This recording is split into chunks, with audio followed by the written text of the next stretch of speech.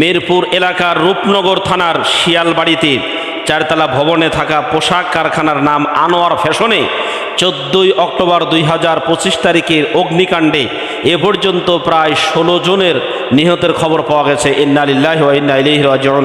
অত্যন্ত দুঃখের সাথে আমরা আমাদেরকে বলতে হচ্ছে যে বাংলাদেশে কিছুদিন পরপরই শ্রমিক পোশাক কারখানাতে আগুন লেগে সেখানে হতদরিদ্র মানুষগুলোর জীবন শেষ হয়ে যায়। আহা, এই যে অব্যবস্থাপনা আমাদের দেশে, জহরল ফাসাদু ফিল বাররি ওয়াল বাহরি বিমা কাসাবাত আইদিন নাস, সূরা রুমের 41 নম্বর আয়াতে আল্লাহ রাব্বুল আলামিন বলেন, জলে এবং স্থলে যত দুর্ঘটনা হয় আমাদের হাতের কামাই, অন্যায় অপরাধের পরিমাণ যত বেশি হবে ততই আল্লাহর গজব বেশি হতে থাকবে। সেই কারখানাতে প্রায় 16 জন মানুষ নিহত হয়েছে। আমরা শোক সন্তপ্ত পরিবারের উপর আল্লাহর পক্ষ থেকে সাকিনা নাজিল হোক, রহমত শান্তি নাজিল হোক। আল্লাহ তাআলা তাদের পরিবারের নিজে দায়িত্ব নিয়ে নিন এই কামনা করছি। এই যে পোশাক শিল্পে আগুন লেগে 16 জন মানুষ নিহত হয়েছে, বাংলাদেশের একজন মানবিক নেতা ডাক্তার শফিকুর রহমান আমিরে জামাত, তিনি এই ঘটনা শোনার সাথে সাথে উদ্ধার কাজের জন্য সহযোগিতা করার জন্য স্থানীয় যত জামাত কর্মী আছে তাদেরকে ফোর্সলি শক্তি দেওয়া বলেছেন সহযোগিতা করার জন্য। সাথে সাথে নিহত যারা হয়েছেন তাদের পরিবারকে 1 লক্ষ করে টাকা তিনি প্রাথমিক অবস্থায় দেওয়ার জন্য বলে দিয়েছেন। আলহামদুলিল্লাহ, যেখানেই দুস্থ মানুষ সেখানে বাংলাদেশ জামাত ইসলাম, এবং এই 16 জন মানুষকে 1 লক্ষ করে টাকা দিলেও প্রায় 16 লক্ষ টাকা লাগবে।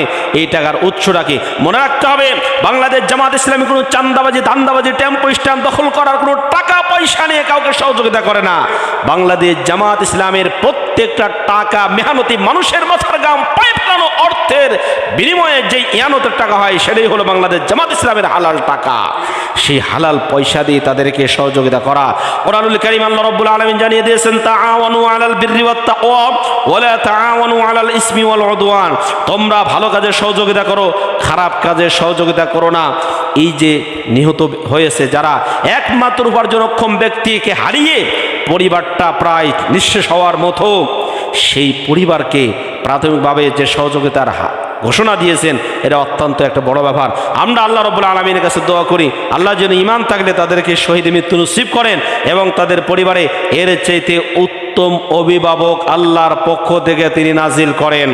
অনেকেই বলে বাংলাদেশ জামাত ইসলামী এত টাকা পায় কোথা থেকে? বাংলাদেশে জামাত ইসলামের চাইতেও তো অনেক বড় দল আছে যারা নিজেরা দাবি করে থাকে যে আমরা এবার 41-51% ইত্যাদি ভোট পাবো। তাদের পক্ষ থেকে আমরা কিন্তু এ ধরনের ঘোষণার কথা শুনি না। আমরা অহংকার করছি না, কিন্তু মানবতার সেবার কাজে তাদেরকে তো আরও এগিয়ে আসা দরকার, আরও আগে এগিয়ে আসা দরকার, কিন্তু না, আমরা তা কখনো পাই না। কারণ তারা 15 বছর রোজা রেখেছে, ইফতার করে খাইতে হবে। সুতরাং খাইতে খাইতে পেট না ভরা পর্যন্ত তো সামনে যত খাবার আছে এখান থেকে ওঠা যাবে না। কিন্তু বাংলাদেশ জামাত ইসলাম 15 বছর নয়, আরো যদি 30 বছর পর্যন্ত রোজা রাখতে হয়, রোজা রাখতে রাজি আছে। তারপরে একটা পয়সা অন্যায়মূলক হারাম পয়সা তারা গ্রহণ করতে রাজি নয়।